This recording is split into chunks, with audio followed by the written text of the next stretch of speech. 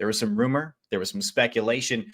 We've got fresh rumors swirling that another one of the top drivers on the grid could very well be on the move. This time, it's Ferrari's Charles Leclerc. Reports of Leclerc's interest in a possible move to Mercedes, McLaren, or Aston Martin in 2027, according to Italian media RMC.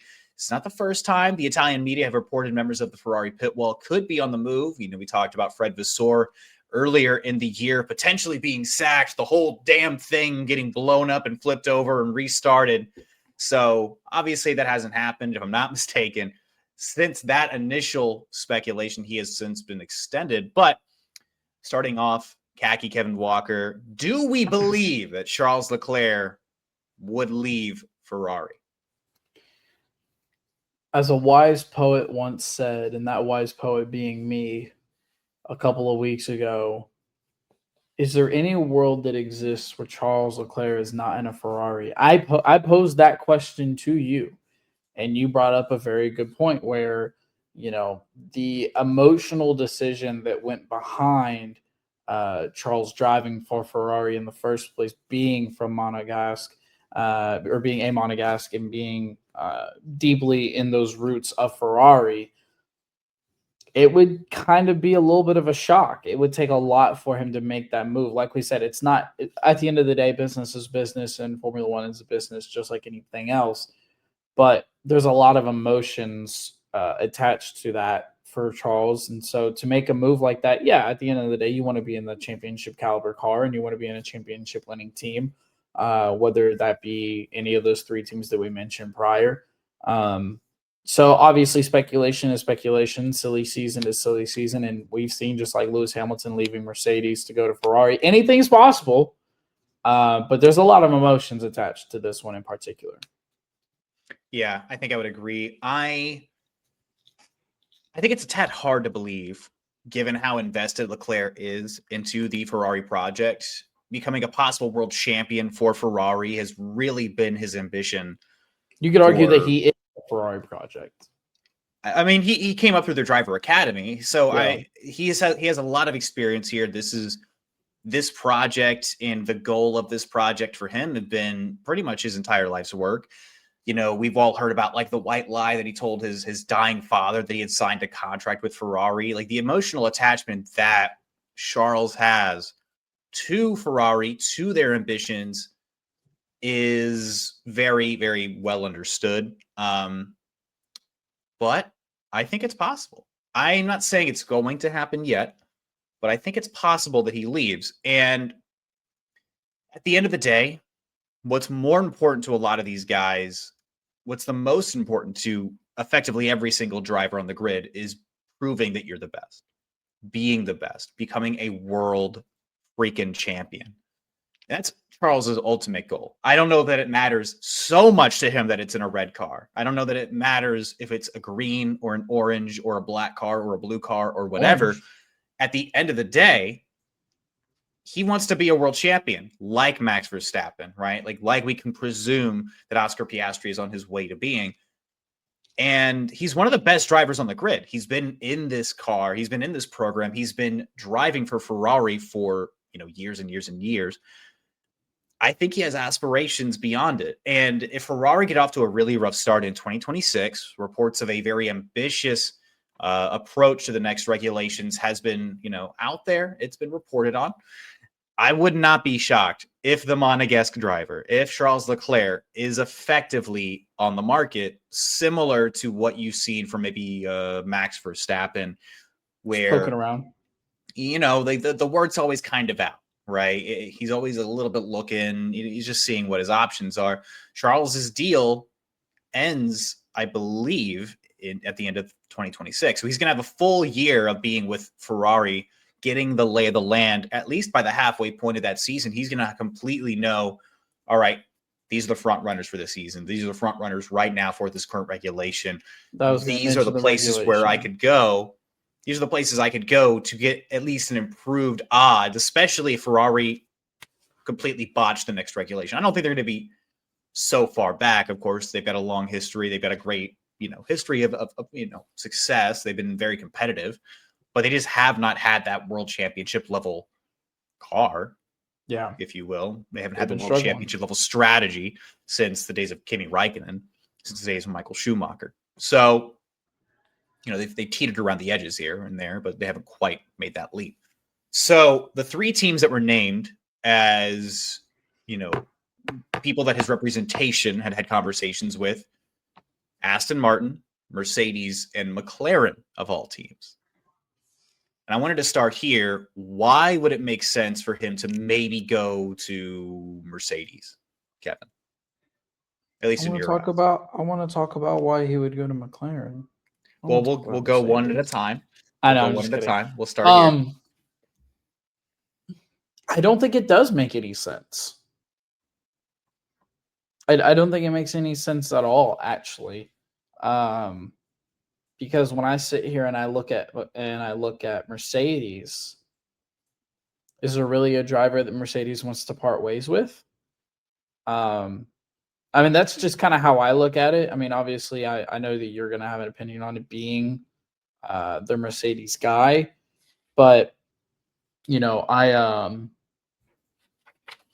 let me see if I can find this. Okay, so yeah, I'm gonna pull the TLPs behind the curtain just a little bit, because whenever this story or these alleged reports broke out, I did send this to Tristan, and I put my comment out there about what a McLaren matchup would look like with Charles, and you responded back, "I'm racking my brain over how nasty a George and Leclerc lineup would be," which was interesting to me. I literally responded with interesting, because you'd be punting on the idea of Kimi. Now, I'm going to pose this question to you, because as an outsider, I don't see any reason why Mercedes would want to move off of George or Kimi more one than the other to bring in a Charles Leclerc.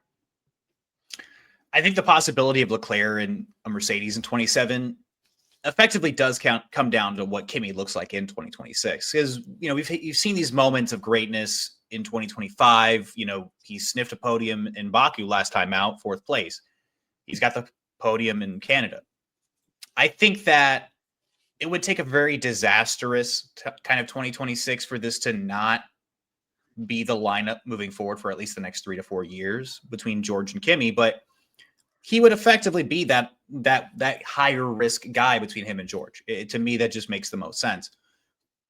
George is currently lapping around 3 to 4 tenths ahead of Kimi right now at 18 years old. And if Kimi can take a step forward at age 19 in year 2, I don't see why Mercedes would move off of their prodigy. That being said, if there was one driver within the dynamic that you'd be like, well, we have one very proven commodity in George Russell.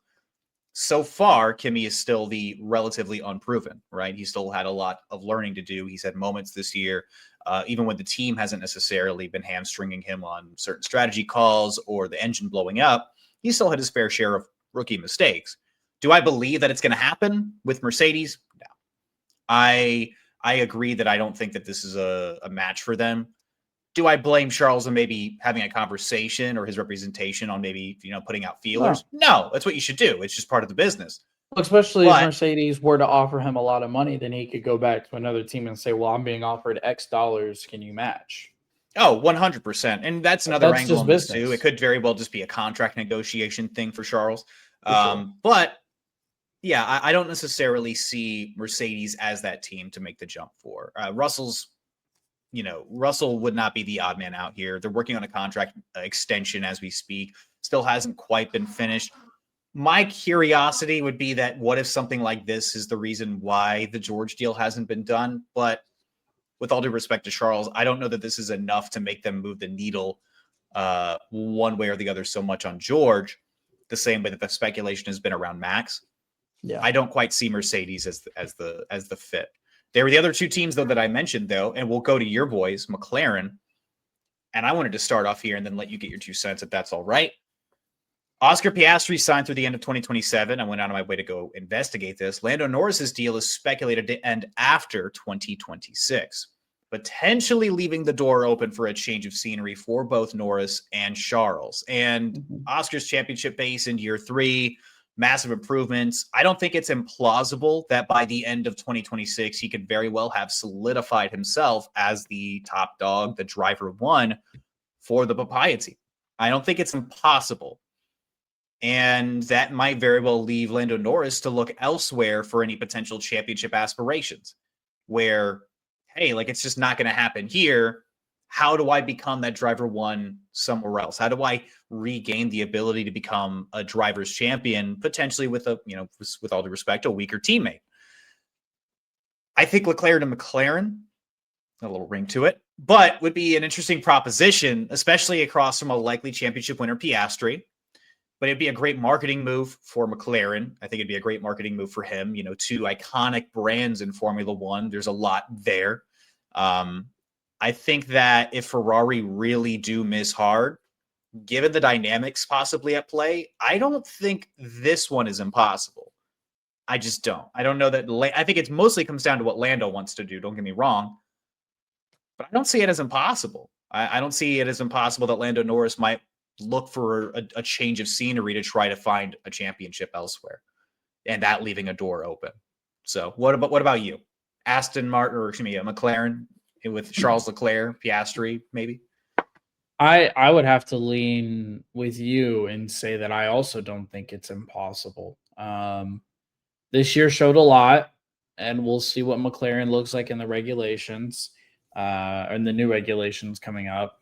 But with how the contracts are going to plan out, Zach Brown would be a fool. I know that social media loves to joke that Zach Brown, loves Lando, hates Oscar, and doesn't want Oscar to succeed at anything in life. And Lando's the golden boy. But, Zach, he would have to, if Charles is on the market, at least shop that and see, what would an Oscar Charles, that'd be massive. That'd be seismic. That would be crazy. Actually, I'll ask you an aside question here. Do you think that if Charles walked into a McLaren, let's say he got a year to adjust, we'll assume that they, at least starting in 2028, we'll say that this could very well be a very interesting championship dynamic. Let's say McLaren are right there competing for a championship, if not maybe coming off another championship. Who do you think between Oscar and Charles is quicker? And obviously it's a couple years out, but even given where they are right now, if you had swapped them, do you think this is a layup championship for Charles over Lando? Or I think what does that look like? I think of Charles and Oscar very similarly. They're both very quick, and they're aggressive, but they're not like Max Verstappen, I'll put you in the wall kind of aggressive. But they know when to attack. And another thing that I think about when I think of Oscar Piastri and the Charles Leclerc comparison is their defense. They're both very, very talented defensively. And we've seen it in years past with how Charles defends against Max. And we've seen it here and there with how Oscar defends against Lando and Max and all the others approaching the top. So when I think about them, ironically, I think about them very, very similarly. Who will be quicker at that time? Man, Charles is very quick. Do you think that I'll put it to you like this. Do you think if Charles had been driving in the McLaren this year, that this championship would have been different for Piastri, right? Let's say Lando Norris, something happened. I think it'd be a lot more back and forth rather than catching up. Yeah. Yeah, I think I don't think it's an argument to say that Charles is absolutely better than Lando. With all due respect, I think you would say in theory, Oscar will be a little bit more pressured. No, not even pressured. Like he'd be a little bit more comfortable in that McLaren system come that time. You said 2028. So let's say we've given Charles a year to get acclimated with everything that happens. That'd be his fifth or sixth year in Formula One at that point. For Oscar, Charles will obviously be a little bit older at that point. Off the top of your head, how old is Charles right now? 24, 25? Somewhere around I can figure this out while you continue to expand. So, we sit here and we say, how are these guys going to look 3 years from now? 30. He'd still be 30. Right there in his prime. Okay. So he'd be 30. I think ideally you would like to think with age that people might get slower, unless you're Lewis Hamilton, and then that just doesn't really matter. But you're not going to drive the same. I would say at that time, probably Oscar would be quicker. But if McLaren continued to develop the way that they're developing their car now and they ace the new regulations, there's no reason why that car is not still a championship caliber car that can compete for wins. Yeah. I think it would be an interesting prospect. I don't know if you can necessarily rule it out. There is one more team on the table here that I did want to discuss too, which is Aston Martin was a part of these conversations, allegedly, right? Because we don't know. That's one of these weird sports where you don't know anything until you know anything. Yeah. But I think that for this to happen, it really just comes down to the Strolls, the same way that we talked about Max taking a leap out of Red Bull. You could kind of copy and paste those scenarios onto Charles, where like a Ferrari are struggling to open 2026 and seem quite a bit behind, and they are consistently behind maybe Aston Martin. Charles might not want to spend any more of his prime seasons in a team that cannot contend for a championship. He wants to go somewhere else, greener pastures, pun intended. This would really hinge on Lawrence Stroll giving his son the tough talk. Alonso potentially retiring if he has a strong 2026. Something that he's addressed, though, he's alluded to, if things go well in 2026, it might very well be my last year. I've been chasing a competitive car and competitive racing for many years. And if I have that, I think it's a very good way to close my career. So even if Alonso doesn't necessarily win a championship to start the next regulations, to him, as long as he's up there and competing and showing off his talent the way that he feels like he still can, at age 75, he feels like maybe 2026 might very well be his final season. Oldest rookie on the grid. But let's say both Max Verstappen and Charles Leclerc were semi-available. And Aston Martin looked competitive. Man, it's just being the question that's a wrinkle I did not think about. Yeah, thinking about that. That's the other angle. That's why I wanted to save Aston Martin for last. Is Verstappen's going to continue to be a name talked about until his deal ends in 2028, no matter what. And he has the exit clause that's been widely reported on as, if Red Bull are under fourth place in the constructors, then he can activate that exit clause. If Aston Martin show up and are putting up numbers under an Adrian Newey design and with the Honda engine and with that infrastructure, the billions of dollars they poured into, I was going to say money's not a problem. Money not being the problem for Stroll or the Aston Martin project, at least when it comes to things that are outside of the salary cap or the cost cap. I can't imagine a reason why, Stroll doesn't necessarily give Lance that tough talk and go, I had the opportunity to get both Max Verstappen, multiple championship winning driver, and Charles Leclerc, his potentially closest rival at this stage. Yeah. I mean, that would be... And we can just make you the reserve driver and you'll get the trophies too, bro. Sure. Yeah, you're a part of everything. You helped build the foundation, Lance. You were an integral part of this. But the potential for that lineup would be ridiculous. Imagining, again, contextually, that if Aston Martin are putting up, let's say, like P3, they're competitive, they're hitting podiums here and there.